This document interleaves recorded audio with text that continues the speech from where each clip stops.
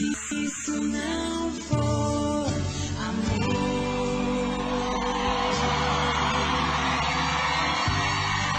o oceano secou.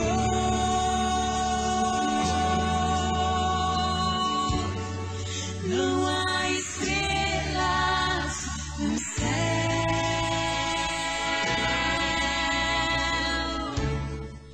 As andorinhas. Olá, ouvinte da Rádio 104,9 FM. Aqui quem fala é o pastor Alessandro, da Igreja Metodista. Nós estamos iniciando o nosso programa. Eu quero convidar você a ouvir uma meditação que será feita daqui um pouco a respeito da Epístola aos Romanos, no capítulo 8, verso 28. E essa meditação nos faz pensar que nem tudo aquilo que nos ocorre, nos acontece, as notícias que ouvimos que são desagradáveis, não necessariamente podem promover o mal para nós. O apóstolo Paulo diz que todas as coisas cooperam para o bem dos que amam a Deus. E é desse assunto que eu quero conversar com você. Convide as pessoas que você conhece, os seus vizinhos, enquanto você ouve uma canção.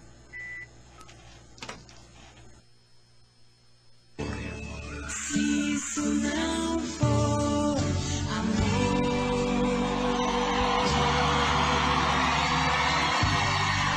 o oceano secou.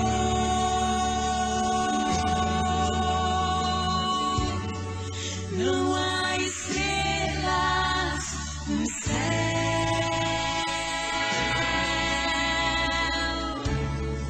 As andorinhas não voam mais.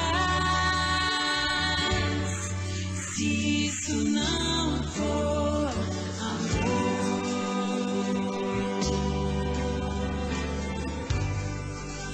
o céu não é real.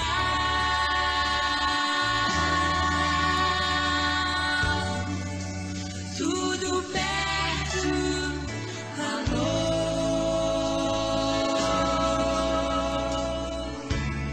Se isso não for amor,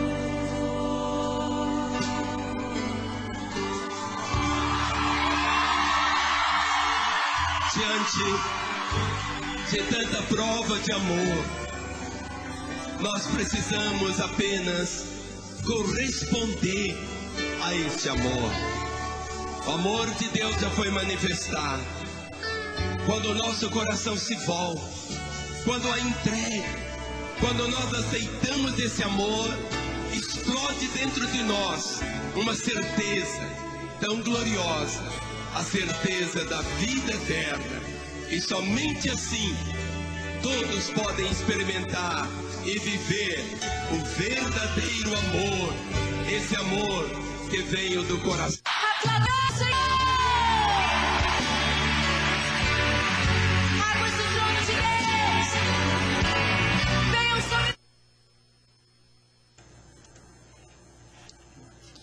O texto de Romanos, capítulo 8, verso 28, o apóstolo Paulo afirma: sabemos que todas as coisas cooperam para o bem daqueles que amam a Deus. O apóstolo Paulo, nesse texto, nos faz lembrar de uma realidade, ou nos faz conhecer uma realidade, que diz que todas as coisas, as frustrações amorosas, os sofrimentos, as perdas, as notícias não boas, as perseguições, as privações, as angústias, as tribulações, as situações adversas. O apóstolo chega a descrever os perigos, a espada, as ameaças, enfim, todas as coisas cooperam para o bem dos que amam a Deus. Quando alguma situação adversa nos visita, a questão que nós levantamos é se aquilo que nos sobreveio tem a ver com um castigo divino, tem a ver com uma punição que vem dos céus. Mas a pergunta que o texto sugere a mim e a você nos fazer quando a adversidade bate a porta da nossa casa é se nós amamos a Deus.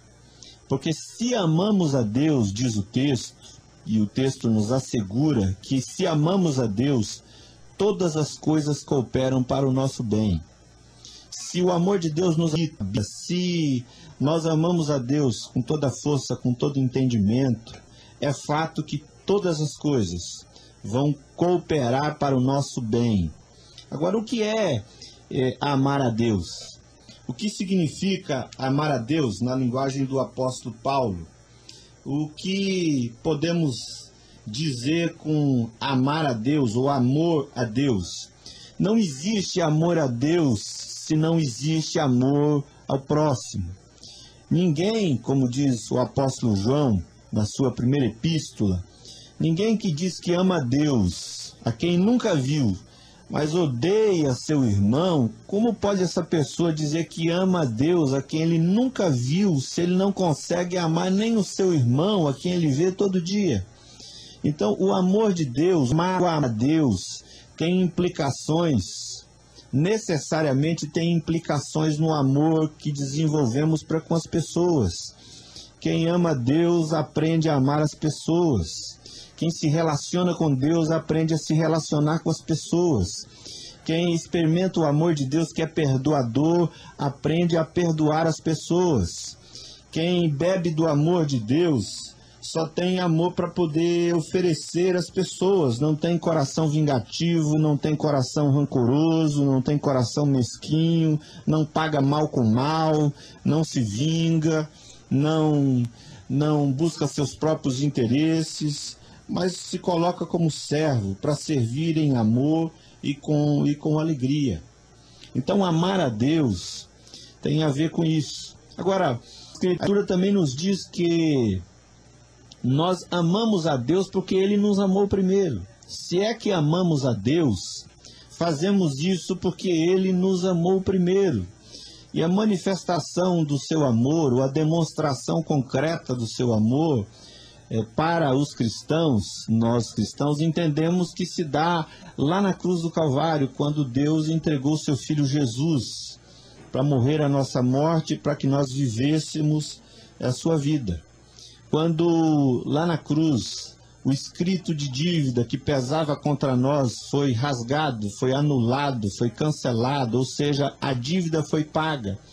E aqueles que naquela época, por exemplo, viviam, ou aquelas que naquela ocasião viviam uma vida de prostituição, que viviam uma vida tão distante do propósito de Deus, dos caminhos de Deus, que viviam uma vida de desprezo a si mesmo, que negociava o próprio corpo, que negociava o que não devia se negociar. Esses que se viam como pecadores, ao se aproximarem de Jesus, enxergavam nele a manifestação do amor de Deus.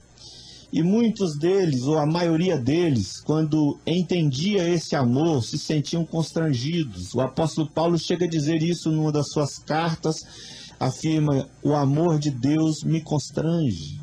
É esse amor constrangedor, esse amor que não obriga, mas que gera em nós uma sensação que nós nos sentimos obrigados, enribeirados, mas o amor de Deus não nos obriga a nada, é nós mesmos que, quando constrangidos por esse amor, nos sentimos na obrigação de vivermos para Deus, de servirmos a Deus com alegria, sem peso, sem fardo, sem fazer algo como se fosse algo enfadonho, mas com alegria no coração. Assim é o amor de Deus. Nós amamos a Deus porque Ele nos amou primeiro. E quem foi visitado por esse amor de Deus é alguém cujo coração é habitado pela gratidão. Ou seja, tudo o que ele faz para Deus ou para as pessoas é movido por gratidão. Não é movido por um Deus que o obriga a fazer, mas é movido por gratidão. Ele entende que tudo foi feito, tudo foi pago, tudo foi perdoado, e o seu coração, então, é habitado pela gratidão, e é a gratidão que o move nas orações, é a gratidão que o move ao culto, é a gratidão por aquilo que Jesus fez, que o move a fazer o bem a quem precisa, é a gratidão que o move à prática das boas obras, é um mover-se pela gratidão, nunca pela obrigação, pelo peso, pelo fardo. Quem se move por obrigação é porque não conhece o amor de Deus, não aprendeu a amar a Deus. E quem se move assim é essa pessoa que, quando observa a sua própria vida e verifica que algumas coisas a princípio não vão bem, é esse um que vai se colocar como cobrador de Deus, como alguém que se vê lesado nos seus direitos e vai reclamar, né, no PROCON, vai reclamar nos seus direitos como se fosse um mero consumidor. Mas quando o amor de Deus nos visita, o que há no nosso coração é gratidão. Agora, a Bíblia diz que todas as coisas cooperam para o bem daquele ou daquela que ama a Deus. O bem. Que bem é esse?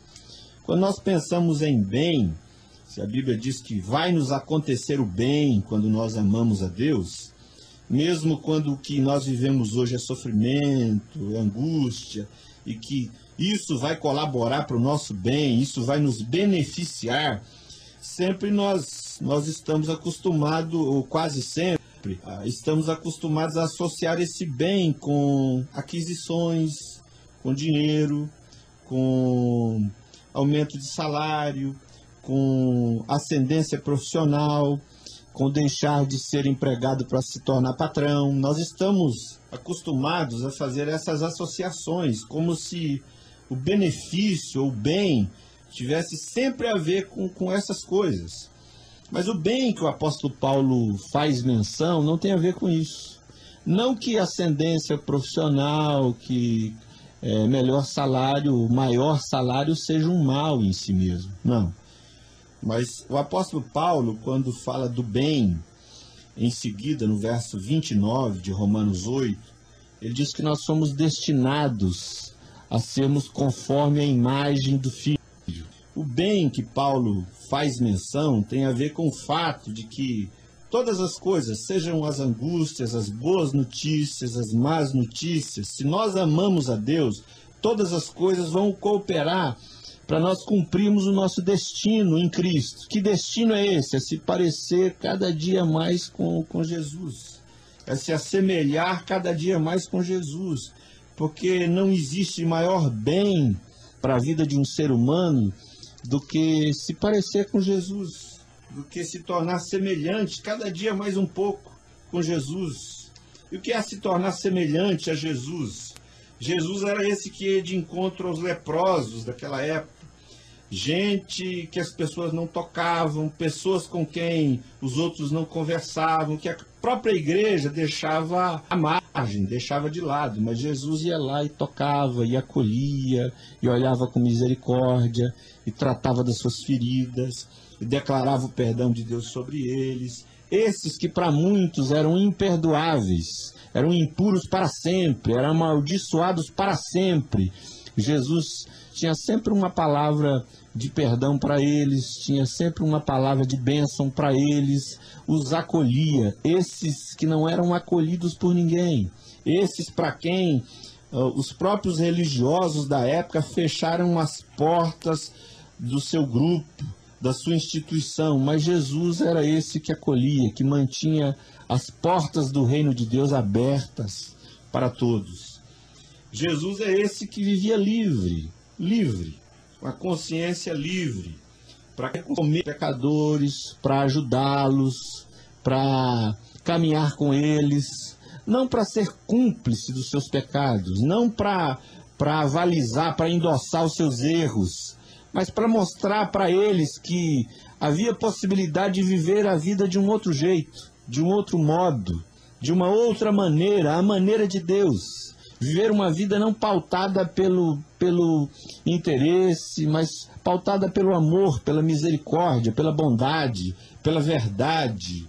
Não era preciso que eles andassem na mesma vida de hipocrisia e fingimento como os fariseus religiosos daquela época, mas era possível viver uma vida que valia a pena na sinceridade, na verdade, no amor, no perdão, na prática da misericórdia. Jesus era esse que não usava a Escritura para condenar as pessoas, para sentenciar à morte as pessoas. Mas ele mesmo dissera num dos evangelhos que o Filho do Homem não veio para condenar, mas veio para salvar. Ele não veio para destruir as almas, mas ele veio para restaurar. E se nós queremos nos tornar semelhantes a Jesus, e se nós aprendemos o caminho do amor de Deus, nós estamos andando nessa direção de nos parecer cada dia mais com Jesus. E tudo que acontecer na nossa história de vida há de cooperar para que nós caminhemos cada vez mais na direção de se parecer com Jesus, de usar a Bíblia não para condenar as pessoas, não para sentenciar, mas para exercer a misericórdia, mas para ajudar, para cooperar, para estender a mão àquele que se prostrou, para ir de encontro àquele que está semi-morto, como aquela parábola do bom samaritano que Jesus relata em Lucas 10, quando muitos religiosos passam de largo, passam distantes, mas o samaritano vai de encontro. Então, assim Jesus usava as Escrituras para ser saúde, para ser graça e bondade de Deus na vida das pessoas. Talvez hoje mesmo você passou por uma experiência extremamente desagradável. Talvez hoje mesmo alguma notícia muito ruim na sua avaliação caiu nos teus ouvidos. Talvez hoje mesmo uma relação tão importante para você se desfez. Talvez hoje mesmo você recebeu a notícia de que já não é mais útil à empresa onde você trabalha. Talvez hoje mesmo algumas dessas coisas aconteceram com você. Mas a pergunta que você deve se fazer não é se isso se trata de um castigo, de uma repreensão, de uma disciplina dos céus para você. Mas a pergunta que você deveria se fazer hoje, agora, é se você ama Deus, se você aprendeu a amar. Porque se você ama Deus, até isso mesmo que você acha que é contra você, se tornará daqui um pouco a seu favor. Agora, nós vivemos esse mundo que as pessoas dizem que amam a Deus, mas amam os sinais, amam os milagres, amam as curas, amam os benefícios que Deus pode ver na vida delas. O convite aqui é para amar a Deus pela beleza de quem Ele é, pelo caráter íntegro que Ele tem, por ser esse que ama aqueles que não retribuem o seu amor, por ser esse Deus que ama aqueles a quem os homens mais santos dessa terra têm dificuldade de amar, as mulheres mais santas dessa terra têm dificuldade de amar. Deus ama a todos, não é cúmplice de pecado nenhum, mas ama todos. Isso significa que quando um pecador se arrepende, quando um homem e uma mulher resolve se voltar para Deus, nunca vai encontrar em Deus má vontade para acolhê-lo, porque Ele é esse Pai que nos recebe de braços abertos. Tenha essa certeza no seu coração. Ouça a música que vai ser posta agora e em seguida eu volto para orar com você. Aplauda o Senhor! Águas do trono de Deus, venham sobre nós!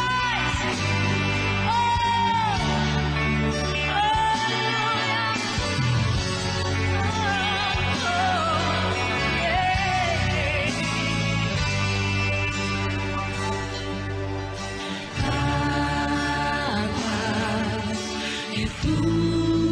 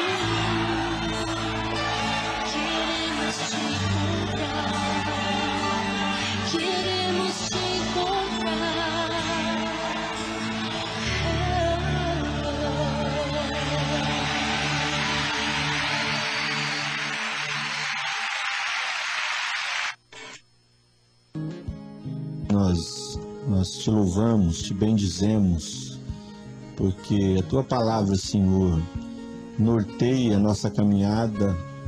Como diz o salmista, ela é lâmpada para os nossos pés, é luz para o nosso caminho. Talvez os fatos que ocorrem na nossa vida, por mais dolorosos que sejam, Senhor, as notícias que chegam a nós, por mais difíceis que sejam, a nossa avaliação não são boas notícias, mas ajuda-nos a crer nessa verdade que Paulo afirma, que todas as coisas cooperam para o bem daqueles que amam a Deus. A oração que nós te fazemos, Senhor, é que tu nos ensines a te amar. Ainda que Jesus descreva um quadro caótico acerca dos últimos tempos, quando diz que o amor de muitos se esfriariam. E é o que nós enxergamos por aí, gente supostamente buscando-te, ó Deus, mas estão mais atrás de bênçãos, de curas, de milagres, do que serem transformadas pelo autor da vida, serem lapidadas pelas mãos do Criador, serem santificadas pela sua palavra, que é pura, simples, singela, mas profunda, que toca a nossa alma. Que nessa hora, Senhor, tu alcances cada vida que nos ouve, nos escuta, que a boa mão do Senhor se estenda sobre eles, sobre elas, e que Senhor, seus corações de fato desejem aprender a andarem no caminho do amor a Deus, não do amor às coisas, mas do amor a Deus que se desdobra no amor às pessoas, no amor a Deus que tem concreção no amor ao outro, no amor àqueles que se levantam até mesmo para ser inimigos nossos, Senhor. Esse amor que não tem fronteiras, que vence as barreiras. Abençoa-nos nesse caminho. Em nome de Jesus Cristo. Amém e amém. Você que ouviu o programa e que deseja ouvir um pouco mais acerca do amor de Deus, procure alguma igreja cristã onde você vai ouvir a palavra de Deus, o Evangelho da salvação. E fica aí uma opção para você, uma opção entre tantas.